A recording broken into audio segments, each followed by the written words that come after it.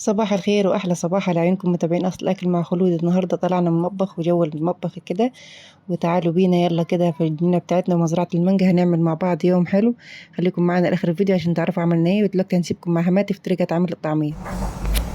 كده المكونات. اه خلاص تفرميها. حطينا حطيتي ملح وحطيتي بصل. معانا فول مدشوش منقوع من عشيه، ومعانا كزبره وكمون وبقدونس وكزبره وبصل. ايوه وتوم ونفرمهم في الكب. توابل حطينا كزبره وكمون. ايوه وفلفل اسود. تمام. و... وتوم. وبعد كده هنحط المكونات بتاعه الطعميه في الكبه كده وتطحنيها كويس. اهم حاجه تطحنيها كويس وما تكتريش كزبره وبقدونس، عشان لما تكتر منك الكزبره والبقدونس مش بتبقى حلوه خالص. اطحنيهم كويس، ولو مش ماشيه معاكي كويس كده في الكبه تديها تقليبه كده وتديها نص كوبايه ميه زي ما انا عملت عشان تمشي معانا في الكبه وتبقى معانا مظبوطه ما تبقاش ناشفه. بصي كده زي ما انا هنعمل تعملي بالظبط، وهنكتب لكم المقادير في الوصف. لايك وشير، وما تنسيش تعملي لنا اشتراك في القناه. وحماتي النهارده كانت منورانا في الفيديو بصراحه، يعني هي كانت متوتره كده ومش اول مره يعني تتعامل مع كاميرا كده وفيديو. وان شاء الله الفتره الجايه كده كل ما نروح عنديهم هنعمل فيديو حلو مع بعض، واستنوني انا وحماتي في فيديوهات ان شاء الله حلوه مع بعض. وادي كده الفول اللي كانت عاملاه حماتي تسلم ايدها بصراحه، كان روعه روعه روعه، وحطت له حاجات يعني رائعه، حطت له طماطم وحطت له شطه وحطت له توم، خلت طعم الفول كده في حته تانية. ودي كده كنا نزلنا كده تحت الجنينه وعملنا فرشنا الحصر كده، وجهزنا القعدة، جبنا الطبلية وجبنا الكلمن وجبنا مكونات السلطة كده، وجهزنا الدنيا دي كلها تمام، جهزنا كل حاجة. وكل واحد عمل حاجة، بنت أخو جوزي كده عملت لنا السلطة و... وهنا كان كل واحد عمل حاجة، وكلنا تساعدنا طبعا، ساعدنا بعضنا كده في الأكل كده، وكان الأكل بسم الله ما شاء الله جميل جدا. يعني الطعمية بصراحة طريقتها روعة، تسلم إيد حماتي اللي عملتها لنا وانا زي ما شفتوا كده هنعملها مع بعض، هنقليها. بس كده اهم حاجه لما تشغلي النار تعملي ايه، تعملي شويه البتنجان. ليه نعمل البتنجان الاول؟ عشان الميه اللي زياده اللي فيه تنزل. غسلنا البتنجانه كويس، وبعد كده هنقطعها وهنحطها في العلبه كده ونرش عليها شويه الملح عشان الميه اللي فيها الزياده تنزل، عشان ما تشربش معاكي زيت. اهم حاجه البتنجان طالما ما يشربش معاكي زيت تعرف ان البتنجان كويس. وهو بسم الله ما شاء الله البتنجان نوعه كويس، لان هو اول الموسم بتاعه، مش فيه بذر كتير ومش ممرر كده، لا مسكر وجميل. هنرش شوية الملح زي ما شايفين كده، هنديها تقليبة وهنسيبهم كده على جنب. هنولع كده الكانون بتاعنا. النار يعني هتولع معانا بسرعة عشان هو فيه ورق شجر. بس كده هنحط الطاسة نستناها تسخن شوية معانا كده، وهنحط فيها الزيت. ادي الطاسة كانت سخنت معانا، وادي الزيت.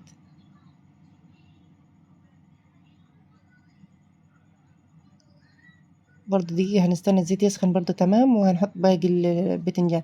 وانا بصراحة ما عرفتش نصور بقية البتنجان هو بيتحمر لان التليفون كان فصل مني، وبعتذر طبعا عن المقطع ان هو ما تصورش مني بسبب ان التليفون فصل. وادي كده هنعمل الطعمية كده، هنجرسها كده اجراس ونعملها. ويا سلام لو شوية سمسم، بس بصراحة ما كانش فيه يعني. احلى حاجة شوية السمسم دي هتخلي الدنيا عسل، وشوية الطعمية هتظبط شكلها. والطعمية تبارك الله احلى من بتاعة المطاعم 100 مرة. لا يعني بصراحة ما حطينا لهاش بيكنج باودر. في ناس بتحط بيكنج باودر في الطعمية، وفي ناس بتحط كربونات الصوديوم بيكربونات، لكن انا ما حطيتش ولا اي حاجة من الحاجات دي. بصراحة هشة وزي الفل معانا ومش شاربة زيت، وجميلة جدا من جميع الناحيات. واهم حاجه كده تظبطي النار بتاعتك، ما تبقاش عاليه خالص وما تبقاش في نفس الوقت واطيه، لان لو بقت عاليه منك هتحرق الاكل بسرعه، ولو بقت واطيه هتخلي معاكي الطعميه تشرب الزيت اللي في الطاسه نفسها. بصي هتجيبي الطعميه زي ما انا بعمل كده، هتعمليها بالظبط. هتحاولي تساوي الشكل بتاعها تمام. ده يرجع لك، عايزه تكبري الحجم بتاعها، عايزه تصغريه، ده يرجع لك، بس هي دي تقطيعه الطعميه المظبوطه. زي ما شايفين الطعمية كده لونها فاتح وجميل، مش خضرة قوي، لان احنا لو كترنا فيها نسبة الخضرة هتبقى مش حلوة خالص يا جماعة. اهم حاجة تسويها زي كده وتنزلي بيها في الطاسة. بس الاجواء بصراحة يعني سيبكم من الاكل وكده، يعني الاجواء العائلية بتخلي يعني الاكل طعم كده وبتعمل جو حلو. انا حبيت نعمل الاكل كده في جنينة مخصوص عشان الاولاد يفرحوا يعني كده، ونعملهم جو حلو. فبصراحة يعني قضينا يوم حلو ان شاء الله، وان شاء الله نكرروه قريب. بس هنعمل مع بعض حفلة مشويات. استنوني ان شاء الله في الفيديو اللي جاي، هنعمل مع بعض عند حماتي حفلة مشويات، انا وحماتي وسلفتي كده هنعمل مع بعض حاجات حلوة. استنونا في الفيديوهات اللي جاية بأمر الله. وادي كده طعمية، شايفين لونها ازاي ذهبي مظبوطة، مش شاربة زيت، حاجة كده بسم الله ما شاء الله تحفة. شايفة؟ على فكرة الكانون ليه طعم خاص يعني بصراحة. أكل الكانون لا يعلى عليه في طعمه، يعني طعم من الآخر. حاجة كده زي حياة زمان اللي احنا كنا متعودين على طعمها ونسيناها. تفتكر الطعم بتاع زمان كده وانتي قاعدة كده بتاكلي الطعمية دي، وبالذات الريحة بتاعت الكانون كده وريحة الأكل نفسها كده ترجعنا لذكريات زمان الحلوة. زمان بصراحة كانت جدتي كده أو أمي الحاجة ربنا يديها الصحة طول العمر يا رب، يعني كانت دايما تعملنا اللحمة كده، كانت تعملها على الكانون. كانت تعمل معاها كانون كده، كان كانون حلو كده. كانت تحط عليه الحلة دي مخصوص بتاعة اللحمة، وتحط عرق كبير كده، كانت تولع في النار، وكانت اللحمة أحلى لحمة ممكن تاكليها. وادي كده حماتي كانت بتعملنا الفول، جهزت لنا الفول، وزي ما شايفين الفول كانت حاطه شوية فلفل شوية طماطم. والفول طبعا والله العظيم يا جماعة يتحدث عن نفسه. بدوب شوية كده فول مدشوش وحتة رز، معلقة رز بس كده. والفول هنعمل لكم ليه طريقة الواحدة، لو حابين في فيديو نعمل لكم فيديو الواحدة إن شاء الله. وهنا كانت عملت لنا شوية سمنة بلدي كده، سلتها كده وحطيتها على الوش، بس احنا حابين نزود يعني التحمير بتاع السمنة البلدي. ادي كده زي ما شايفين.